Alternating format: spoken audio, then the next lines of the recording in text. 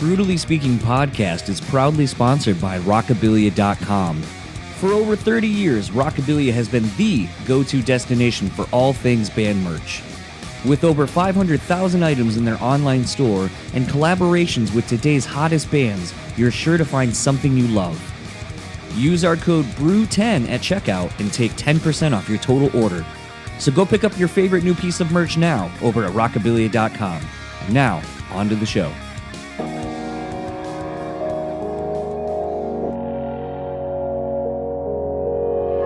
Say you have to have a lot of passion for what you're doing. This rings true because it's so hard that if you don't, any rational person would give up.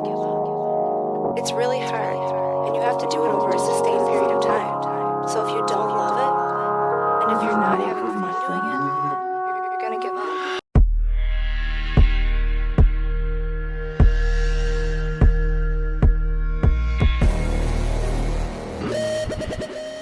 What's up, everybody? Welcome back to another episode of the BREWtally Speaking podcast.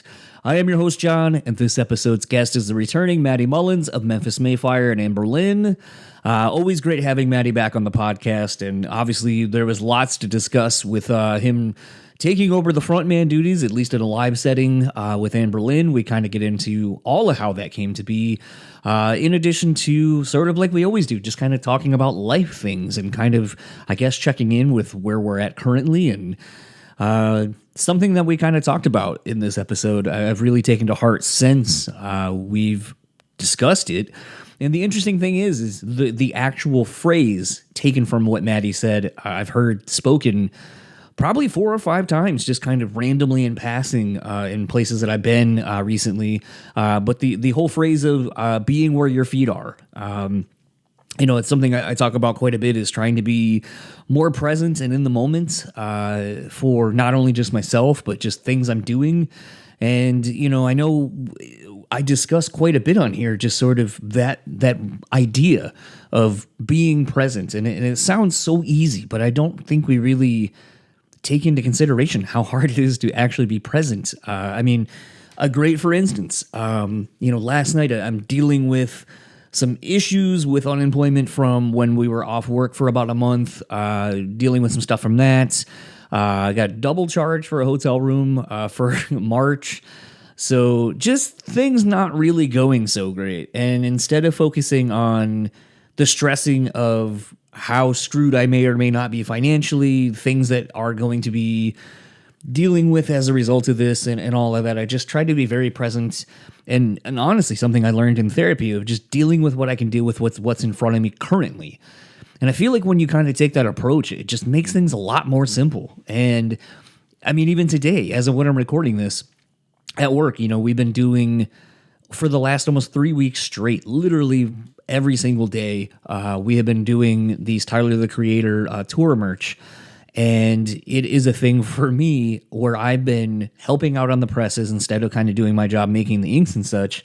And when everyone's making and working on the exact same things, the ink goes a lot faster, even when I prep my way of making sure that there are several backups so that way I can kind of fall behind a little bit, but not be really behind for making the shirts and so forth. And yesterday I was on a press all day. I came in from not working this weekend, and the whole, so many ink buckets, probably like a good 12 to 15 were just stacked up. And I was like, motherfucker. And I was really stressing about it and being like, I'm getting all worked up about how much work I had ahead of me and just not being able to do my job because other people weren't there to do their own. And that, the only one that was falling behind was me. And then I just kind of left yesterday and I just was like, that was today's job. I'll come back tomorrow and I'll just deal with things tomorrow. And I came in today and I looked at all the buckets, and during our morning meeting, one of my bosses was like, oh, we probably have a day and a half left of these jobs. And I thought to myself, well, I don't need all these things. This was just to get through this massive PO order. I can actually put most of these away, re-get the buckets back to clean them out and have them just be clean buckets for another job down the road. And then I just got to focus on doing my job and then kind of prepping for everything we have coming up, to where when I left today, I'm caught up. I'm actually caught up with everything. All I have to do is just some light cleaning of the buckets that I didn't have to fill.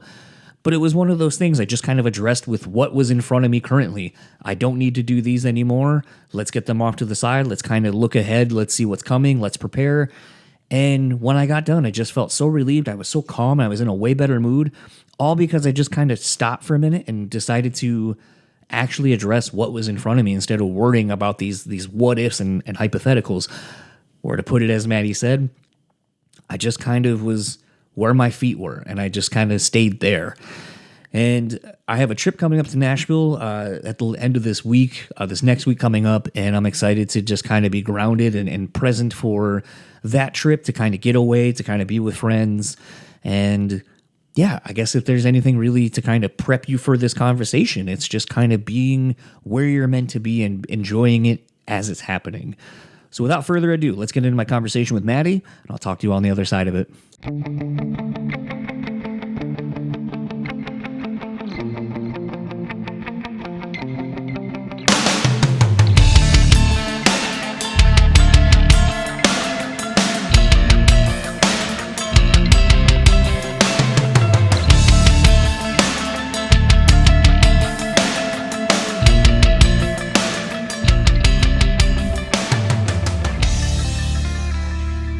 So I feel like everyone, obviously, in the last handful of interviews I've seen you've been doing recently, everyone's fixated on the news of you being the Anberlin frontman now. But I feel like something that I would like to discuss with you about that is more of kind of the human side of joining a band, a favorite band of yours on top of that. But let's start with, how has it been for you to find your place within Anberlin camp? It's been cool, man. Yeah. You know, every camp is different. So obviously the Anberlin camp's different than the Memphis camp. But when it comes down to it, man, I mean, if you're a band that's been touring for 15 years like Memphis or 25 years like Anberlin, it takes a special kind of person to kind of stick with this thing for that long. And you just acquire a set of tools for living in small spaces with other people and getting used to new personalities and stuff. So it's not like there wasn't some crazy big adjustment.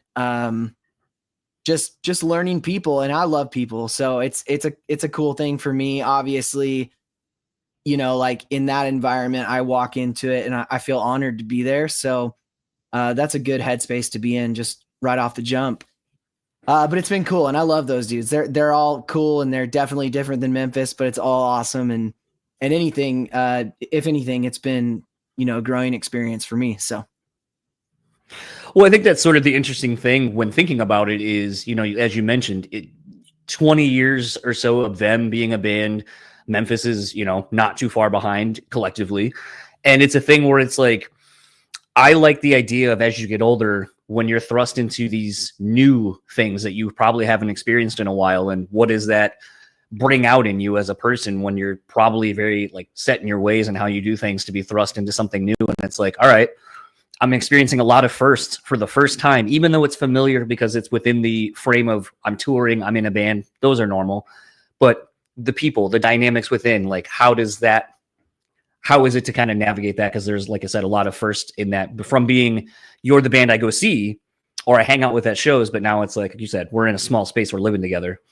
Yeah, for sure. I mean, I think that you go into it expecting some things to be different, and then other things you're not thinking about how different it might be, even down to like schedules, you know, when people are waking up and when people are going to bed.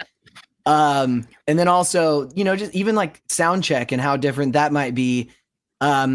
Crew versus band, like mentality, or I guess just kind of like workflow. What's expected from crew and what is not expected. Just all sorts of like little things. But it really just takes a week, you know, it takes a week of just observing and kind of seeing how things go to really understand a dynamic. And there is also, at the same time, there's a lot of similarities too, with any touring band. That's not a big adjustment, stuff that you know is very ABCD. This is what we do on a day-to-day basis. But yeah, I mean, it's cool. Like Joey has always been one of my favorite riff writers and just songwriters in general. And so sitting with him in the front lounge late at night and just talking about, like he is obsessed with Bruce Springsteen, like obsessed. And just getting to, I guess I never would have seen the correlation between Bruce and then how Joey writes, but the more time I spend with him, it's so blatantly obvious just how he can tell a story in a guitar part, and how he wants to do that like Bruce does. So it's really cool.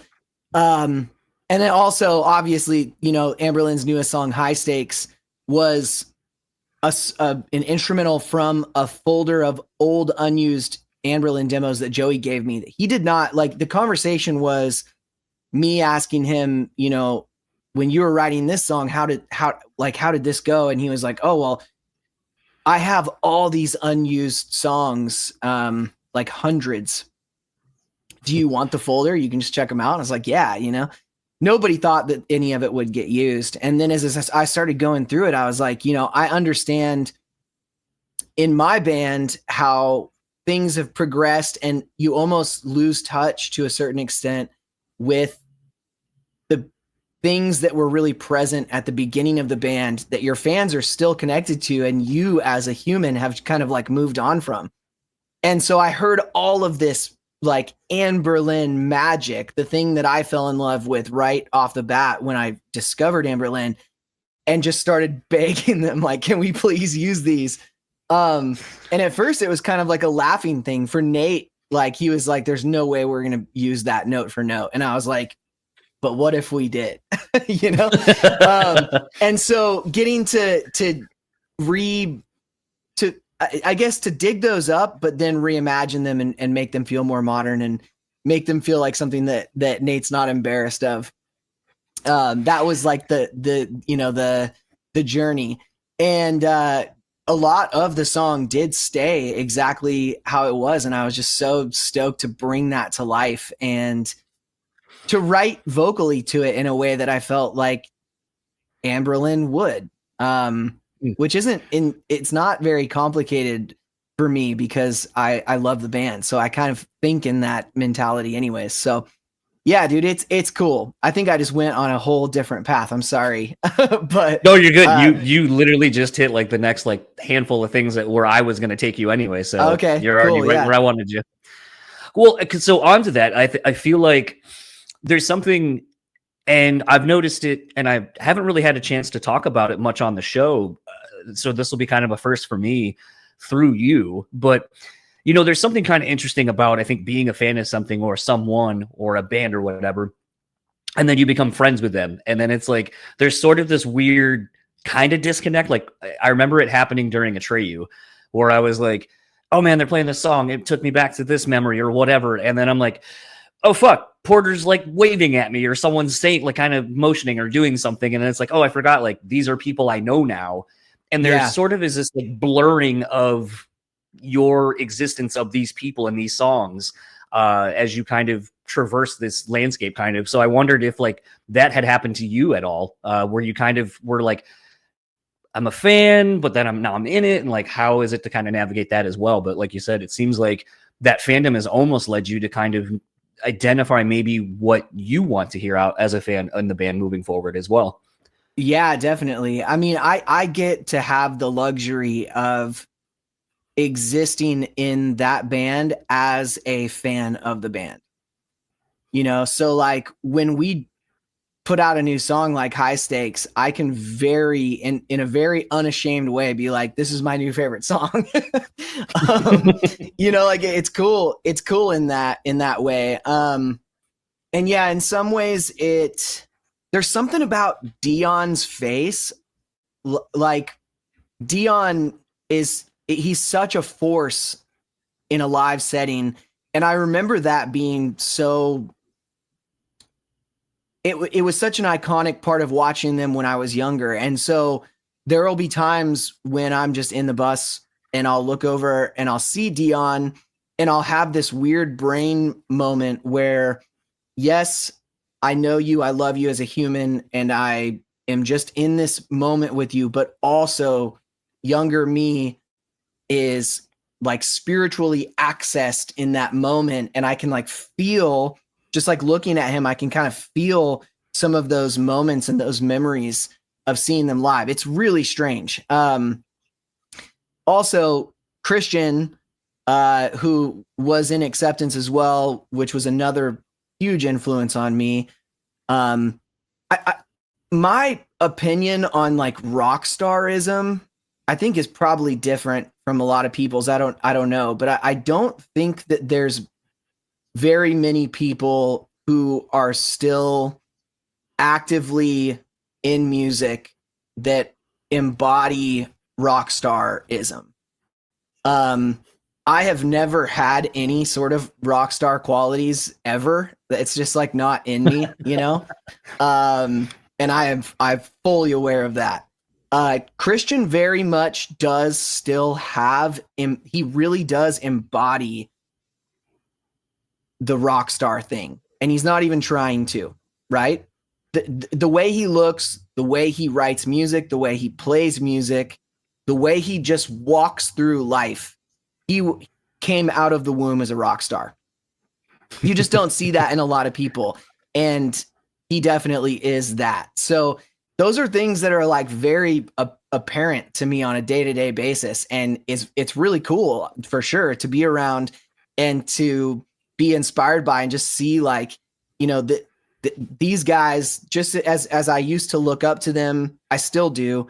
And I get to experience a different part of them, but that some of the things that the fandom things from when I was younger, they have not gone away and they never will. Yeah, I think sometimes when that happens, it's almost like, I know from my perspective doing this, the handful of years I have and all the friends I've made, you know, that tour and so forth, you almost get kind of jaded to a lot of it. Like you don't feel like a fan anymore because like once you know how the sausage is made, you're like, okay.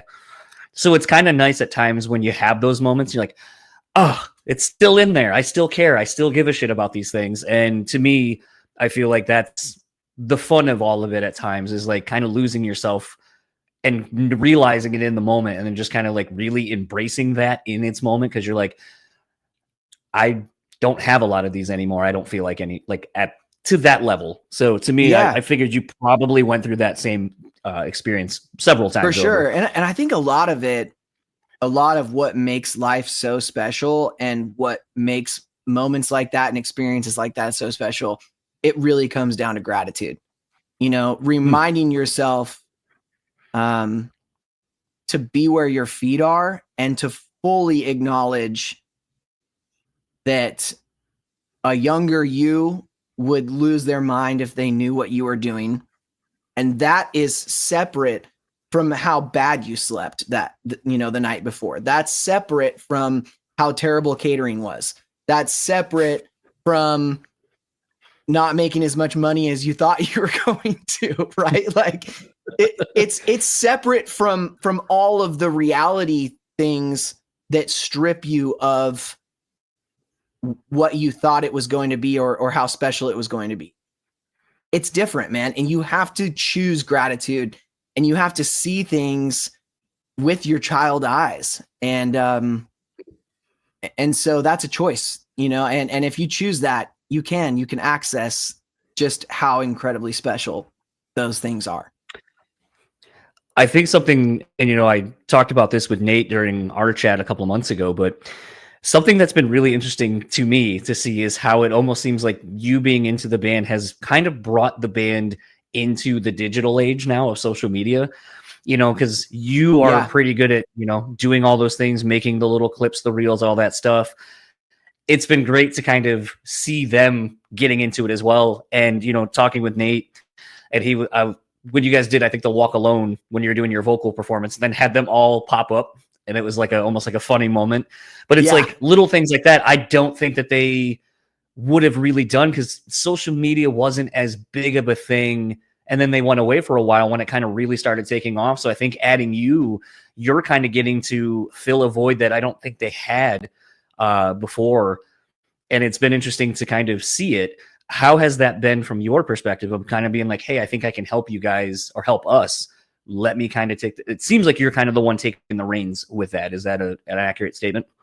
Yeah. Like they're not to blame for not understanding, for not fully grasping the value of social media, because you're totally right. Like in some of the biggest years of Anberlin, people had to be somewhere to experience something, Right. And, one of the things that we were talking about when we were looking at this 12-week tour that we just did was,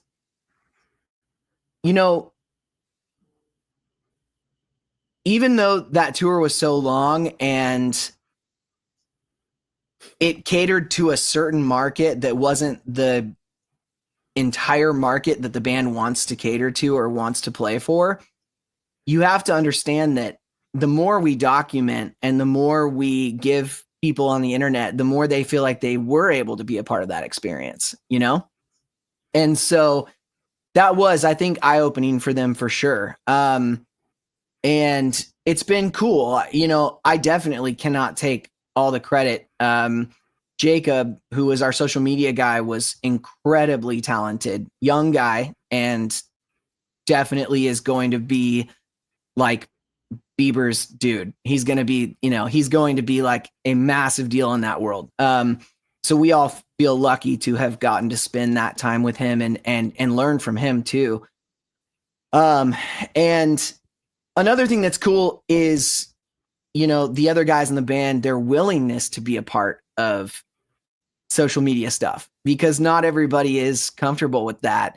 But they are willing to do it, which is really cool. And I think has like not only introduced them to new people, but also people who were from that time frame who are active on socials are like, oh, whoa, it's cool to see you guys on TikTok or, IG Reels or whatever. So yeah, it's very cool. And another thing that's really worth mentioning is that my introduction into the band was also a bit of a shift in like the climate of how the band was willing to be seen, where Nate really wanted to bring out the humor and kind of fun side of the band that has always been there that the fans just hadn't seen a lot of. They've never had like a funny music video until Walk Alone, and Walk Alone was Nate's kind of baby, his treatment, his idea. And then the same with the High Stakes video. I had a completely different idea for the High Stakes music video, but Nate really wanted to run with it with his humorous and kind of artistic vision. And I think it turned out so special. I would have never in a million years thought about a single shot that was in that video. But Nate and Jacob worked together to make something that I think is really just, it's fun to watch. It's entertaining. It's you see something new every time you watch the video. And I think that's really special about it. So yeah, man, everyone's playing a role in the online presence of the band currently. And I think if there was anything that I did, it was maybe just help them see how beneficial it can be to really share more moments with the World Wide Web. It was kind of funny because like with a lot of this stuff, like I was talking with Chris Kelly from formerly of Vice 9 Kills and a few other bands that I can't technically mention, but it was a thing where we were talking about this idea of like, they're making music videos, they're doing a bunch of stuff for themselves. And while the treatment initially they had for the video was one thing, at one point during one of their videos, like one of the guys got on like a chair and just like they were rolling around on the chair. And they were like, are we cool with that? And he's like, fuck it. If you're having fun, people watching this later are going to enjoy it. So like, yeah, bring that out. Like, yeah, like the music's the serious thing, but like this other thing can be whatever. It doesn't have to necessarily match whatever because the song stands on its own. Yes. And I always definitely like, I lean towards wanting a video to make sense with the song. I just, like I grew up watching music videos that the treatments were heavily tied into the lyrical content. So I just naturally gravitate towards that. I wanted the High Stakes video to be a remake of Ocean's 11. I wanted all of us to be robbing a casino. And as like rad as that was in my mind, Nate is very anti a video having anything to do with the content of the song. And that was uncomfortable for me. And I quickly realized that that the idea that Nate had it's really cool for a video to have nothing to do with the song.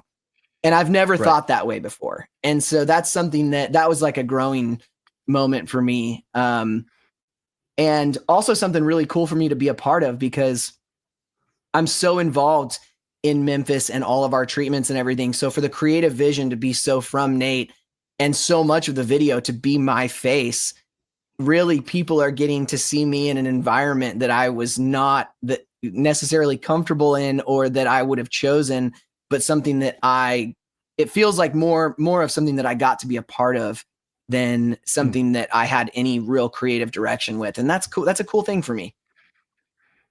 Well, I was going to say I would, maybe it's too early to kind of know currently if this is something that will happen, but I was going to say, have you noticed, especially jumping from one tour right into the next between both bands, is there anything you've noticed since doing the Anberlin thing where maybe you are more open to something, or like doing things or taking risks somehow that maybe you hadn't, like, because now you have sort of this permission to kind of explore more of who you are that you haven't before? Maybe I could see that maybe being the case. I think it would just have to make sense. And I can't say that I've seen that yet. I would say that Memphis and Anberlin are two very different animals. Almost exist in two completely different animal kingdoms. And I love that. I love that. Like, I feel like when I step into an Anberlin environment, I'm lacing my Anberlin shoes. And when I step into a Memphis environment, vice versa. And so there's not a whole lot that I correlate about the two bands creatively. And I think that's a good thing. But at the same time, naturally, there'll be some bleed. If there's something that I learn or absorb from the Anberlin experience that comes in that made sense in the Memphis world, then yeah, for sure. I'm just not totally sure that I've seen a correlation of that yet. Yeah, I figured maybe it was a little too early, but I also could see it kind of showcasing itself somewhere, because you literally hop from one right into the other. So it's like maybe there's something in there that you're like, oh, I'm in Memphis world. I wouldn't have done this, but maybe because I just came from this other thing, it's I don't know. It was a weird thought I had, but the one thing that I will say is, like, I've always viewed social media interactions with people as kind of just like a very, like, as one thing, and the way that the guys in Anberlin wanted to interact with people on socials, like clapping back at people who had anything negative to say about me being in the picture, it gave me a different perspective on how I can be on social media. And it's funny because I think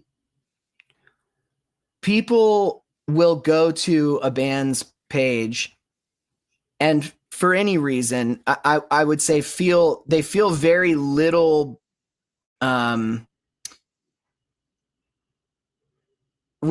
repercussion attached to anything that they might say in a comment section. Right. Oh, I'm going to say this, but because I'm just one of the people in the comments, like, it doesn't really matter. And so I feel like they get to have the fun in the comment section, and the artist just kind of like takes it.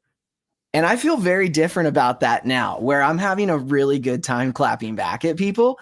Like, if they get to have fun on social media in that way, then I get to too. And I'm going to do that. And it's been refreshing, to say the least. And it's funny to watch how people's attitude changes really quick, like almost like, oh, I didn't think you were going to see that. I actually don't feel that way at all. I love you. You know what I mean? And it's been, so that's fun. And I think I see social media a lot more lighthearted now because of the dudes in that band. So I would say that's one thing that's bled over probably. Yeah. I feel like I've kind of been in this weird space lately. Like you were talking a little bit ago, sort of about kind of intentions and kind of being grounded to a degree. And it's funny because like I feel like in light of my foot surgery and like even like last night with a bunch of friends, we went to a casino, had a pool, and I was doing some PT in the pool. And it was this thing where I've become so focused literally to be grounded and having to move and thinking about just literally standing still, taking in everything, being very present of what I'm doing, where I'm moving and things like that. And it becomes this thing where as a result, I feel like I'm noticing things a lot more than I ever have because I have to be more mindful of everything.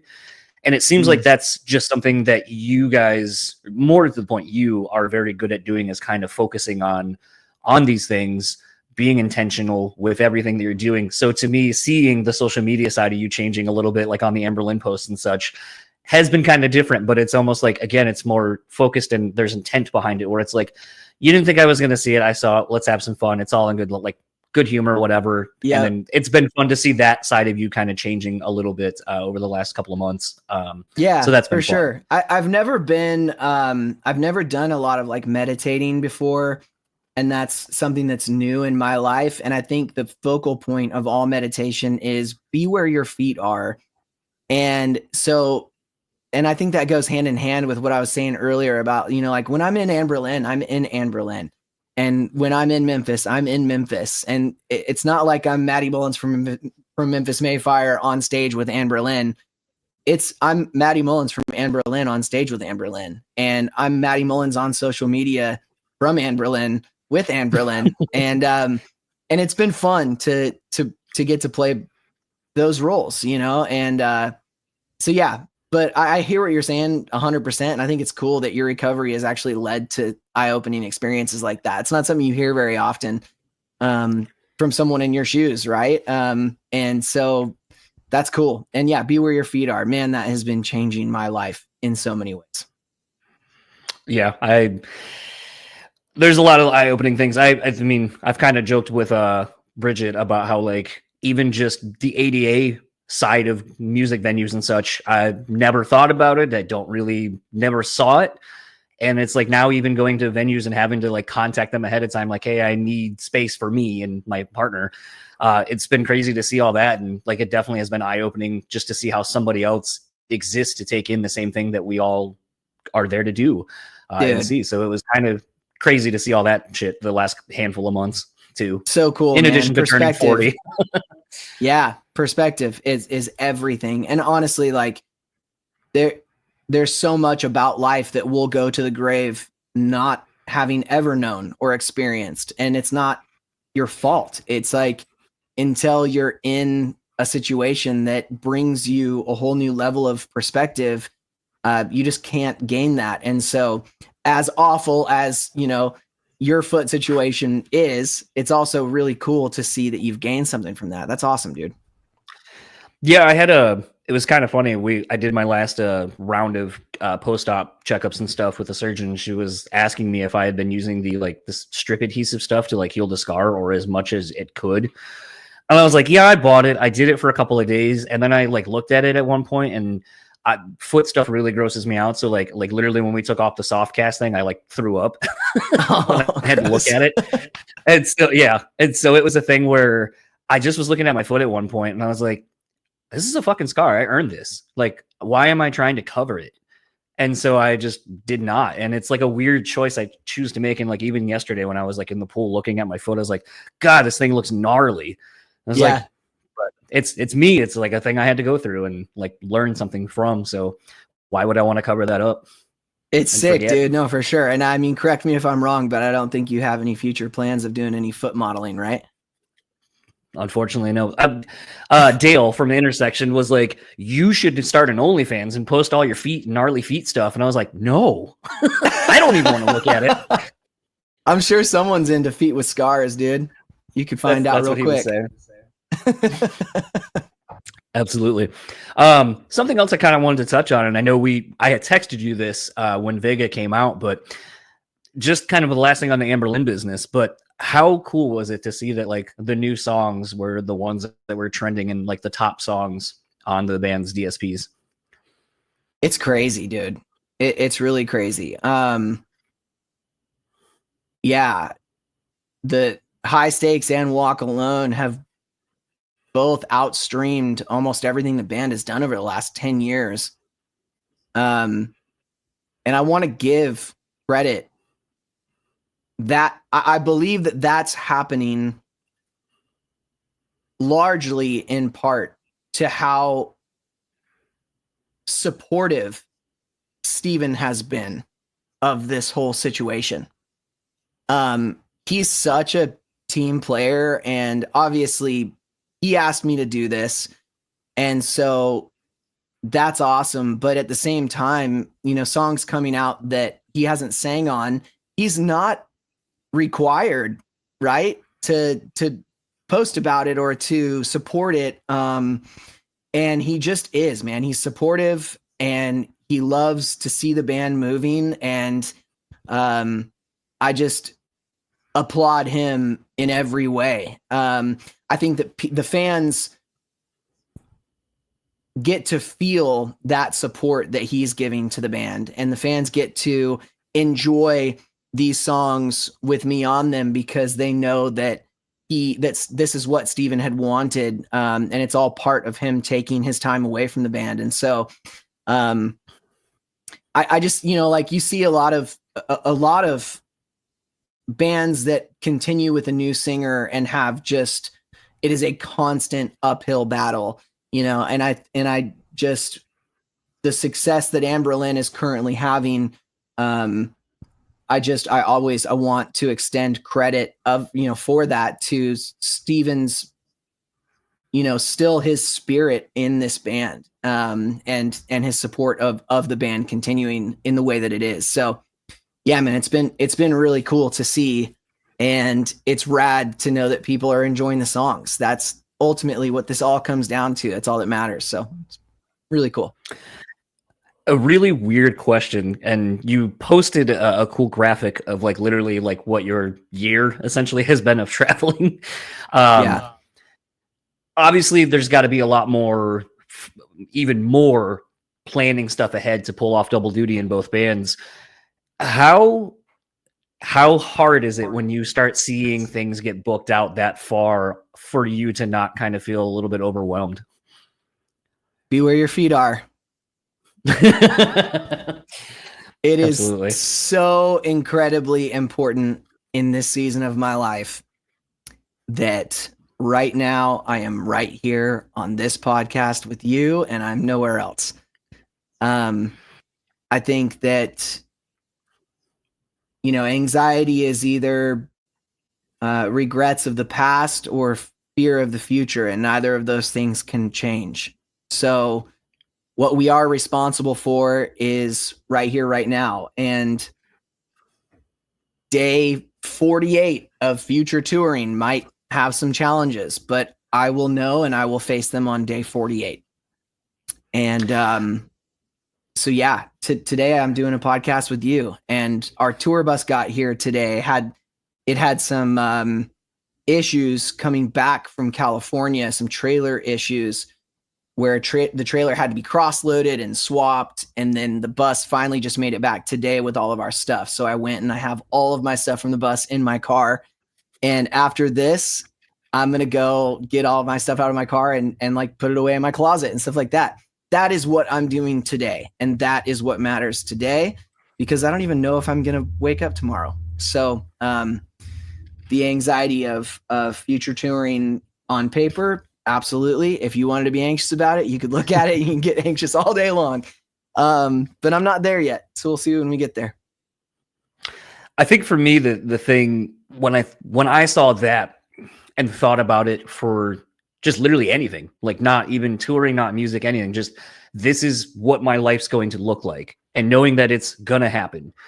I think the thing that I kind of fixated on was more of almost this idea of how do I find time for other things that are important to me? Like, and I think something that I know that you do very well from getting to know you more personally, like away from doing this, is like, you know, you bring your wife out, you try to have like your dogs come with you and stuff like that. Like you try to bring elements of home and that familiarity to your touring life.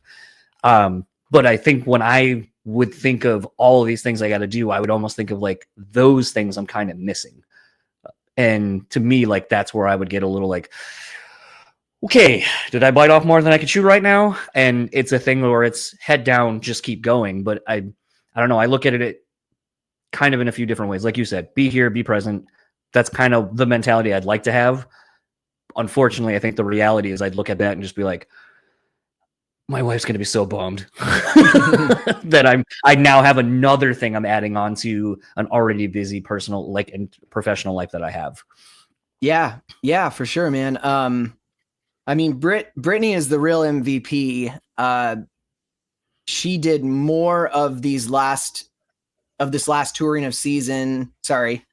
She did more of this last season of touring with me than she didn't do. She was on the road more than she wasn't. And that is a sacrifice on her part. You know, like she chooses to fly out and fly home, and balance work life with being on tour and everything. She's the reason why that's possible. So, that is definitely a huge blessing. And at the same time, I would say my relationships at home have suffered. That's just the truth. Like that's just the reality of it, you know? At the same time that I can be where my feet are and stay focused on what's happening right in front of me, there are things that come along with that. Not being home during some really transitional moments in my life and in other people's lives, it leads to disconnection. That's part of this that I do, and that's an unavoidable part of what I do. So any aspiring musicians out there, you know, I wouldn't say be anxious or fearful of that, and don't assume that more of it's going to happen than it will. I don't know, but you know that is a possibility, and that when you get to those points in your life, you'll have to face that. And I definitely am experiencing that now, for sure. I would be intrigued to see potentially how that maybe informs some new music moving forward, maybe. Because I feel like that you're good at harnessing those things down the road for a creative outlet. Most definitely. I feel like we got to talk about some Memphis May Fire stuff, because obviously you've been dropping some singles and so forth. It seems like that has been sort of the chosen route the last handful of years. Is it just seems like you're always kind of peripherally always touring. Singles drop, then an album, keep touring. You seem to have been one of the sort of earlier adopters of kind of these long rollouts while still being on the road. Is that kind of, you think the formula for success for Memphis moving forward has been kind of staying on that path? I think that's the formula for music currently. And if you don't like it, you just haven't admitted the year that you are alive in. You know, like, I get it. Albums there's a nostalgic aspect to that, and people like to collect them, and some people like to listen to them front to back. And we're not abandoning albums completely. But playlisting is far more popular. Attention spans are far shorter, and the purchasing and utilization of physical albums is almost non-existent in the grand scheme of things. With all of that statistically proven information, with music as your job, you would have to be intentionally choosing the album route, knowing that it was more hurtful than helpful, to do things that way. That is my personal opinion. Unless you have a cult fan base that is like just twiddling their thumbs, waiting for your CD-ROM to drop, right? So yeah, it's not, I don't think that there's like, we don't like sit in an office and be like, all right, we're going to do exactly what we did the last album cycle. It very naturally happens according to and based on the way that music is being digested. I think some people that are pissed off about how we put out music are the exact people that we are putting out music the way we're putting out music for, and they don't even realize that they're the ones that are consuming music that way. It's like at a certain point, like you have to do things, you have to take a stand and do things that will be uncomfortable to some of your listeners and uncomfortable to the industry, uncomfortable in all sorts of ways, and certainly create uncomfortable comment sections. But stats don't lie. Music is being consumed the way it's being consumed. I don't care how music is consumed as long as it is consumed. I'm so thankful to write music, to release music, and that there is anybody that cares about the music that we put out. How they consume it is completely up to them. And once you look at a statistic of what's up to them and how they are doing it, you should probably put out music in that format. And that is what we're doing. I have a really weird question. I don't know if I've ever asked you this ever. Were you always this, I don't know if I want to say like dedicated to something, but I'm trying to figure out how to ask the question, but like in school, were you like a really great student? Like everything that you're kind of discussing about how you traverse like your personal life, professional life, paying attention to trend stats, all these kind of things. Were you like a very studious person growing up, like A's, like straight A student, all that kind of stuff? Or was this something that you kind of grew into as you got older? I've always been that way about things that I care about. Unfortunately, school was not on that list. My parents actually had to bribe me to try to get straight C's. And even that was impossible for me. And I ended up graduating high school with a D in almost everything. By the time I was 16 and a sophomore in high school, I was already touring, and my teachers were sending me on tour with, homework to send back in. So this path, and anything else that might have interested me, skating or whatever, I've always been super ADD, and if I'm going to have a one-track mind about something, then it's going to be something that I'm really interested in, and not anything that that someone else told me I should be interested in, like mathematics, right? Right. So yeah, it's definitely, I've always been passionate and dedicated, but that's only been in relation to things that I have found personal interest in. Well, I think what kind of is interesting about that is I feel like there's sort of this, I don't know if I want to use that word, but I'll use it. This misconception that, you have to like do all these things. Like growing up, it's like, okay, you got to get all these A's, you got to do all this stuff, and you got to learn these things. And I feel like we're at a point now in 2024 where it's like, we all joke like, oh, you're never going to have a calculator on you at all times. Wrong. I do. Yeah. So all this like stupid math shit that I had to learn doesn't matter. Like things like writing cursive, like you probably utilize that more than I ever will at this point. But it's a thing where I think about a lot of the things that societally we kind of are taught to that are important, and becomes this thing where seeing someone like yourself, or a lot of the people that I talk to, where it's like you're very good at the things that you do and you're very aware of what's going on, that I wonder if that's something that was through just a lot of like putting the nose to the grindstone, studying and just adopting good habits from school, or if it's something where it's more of a passion and you're following a passion, and that's what leads most of us to our successes, is finding who we are and knowing who we are and feet on the ground and being where you're supposed to be. Yeah, 100% passion. I would say if there's anything smart about me, which I don't consider myself to be like some highly intelligent person, it's all street smarts. I am, an entire lifetime of learning on my own the things that matter to me.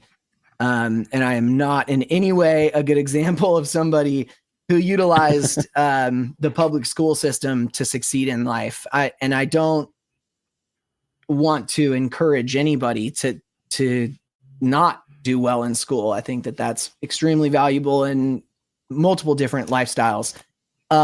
Just in my personal experience, like it's impressive that I did graduate at all, that I do have a diploma. That's pretty wild to me, knowing how much effort was actually put in.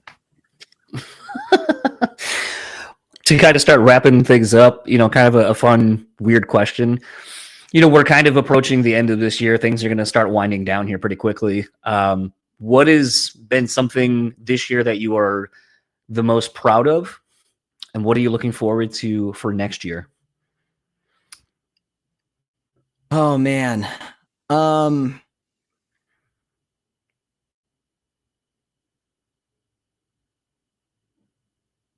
I think I'm learning currently how to get better at saying what I actually mean and what I actually feel in the relationships that are really valuable to me, knowing that sometimes things that are hard to say or things that are hard to communicate, while they do create uncomfortable moments, ultimately will lead to a blossoming relationship. And if you're not able to do that with somebody, then you're probably looking at something that's going to fall apart eventually. And so, yeah, I think just authenticity and losing the fear of what someone might think of me if I'm honest, and gaining the confidence of the fact that honesty is the best policy. And yeah, so I'm still in that, but I'm proud of that, the work that has been done so far. And what was the other question? What are you looking forward to for next year? Maybe even something like an area to grow in, or just something that has you excited about the new year? Yeah, definitely. I think I'm looking forward to continuing to discover who I am at heart and sharing that with people who are close in my life, and also through my music. Being really boldly unashamed of the fact that I am fully human, and allowing that to translate in music and in relationships in life and with my family and everybody. Just that. Yeah, I'm looking forward to that for sure. And a whole lot of things that haven't been announced that I can't talk about yet. Last question for you. Where can everyone find you, or anything you would like to plug online? At Matty Mullins on everything. I think Facebook, I think, is Matty Mulls, Mulls. But I think everything else is at Matty Mullins. And honestly, it's pretty easy to dig up stuff on the internet now. You can just search this name, Instagram, it'll pull it up, I'm sure. But yeah, check it out. Come hang out with me. I'm constantly like getting interested in new things, and I love currently taking portraits, photography portraits of my friends, and I have a whole new Instagram for that. It's mattymull.lens, like camera lens. I always so try jealous to just be of how well you've done that. I try to just find the Mullins. dumbest. Yeah, dude, it's so fun. But yeah, man, just if you care, follow along and engage. I would love to chat with you on socials or whatever. If not, check out the music. If you hate it, you don't have to listen to it. If you love it, let's hang out, come out to a show, and that's all, man. Thanks for having me. So that was my conversation with Matty. Want to thank him once again for taking the time, as always, to chat with me, and really kind of going deep on the Anberlin stuff. Kind of like I said, talking in the intro about like the fandom and just kind of the inner workings of how things have been going. But honestly, even opening up a little bit more into sort of the work-life balance of how things are looking, and not getting overwhelmed with things. And I think at the time of doing this chat initially, I had kind of just started going back to work from my foot surgery, and kind of was just feeling overwhelmed with a lot of like, where is life going to be? How are things going to be? Is, kind of, and then, like I said, looking at his tour routing of just all the traveling he was doing at the end of this year, it just was so overwhelming. And it was just like, man, I know your year is probably already booked with tours and time off to go record and do all that kind of stuff.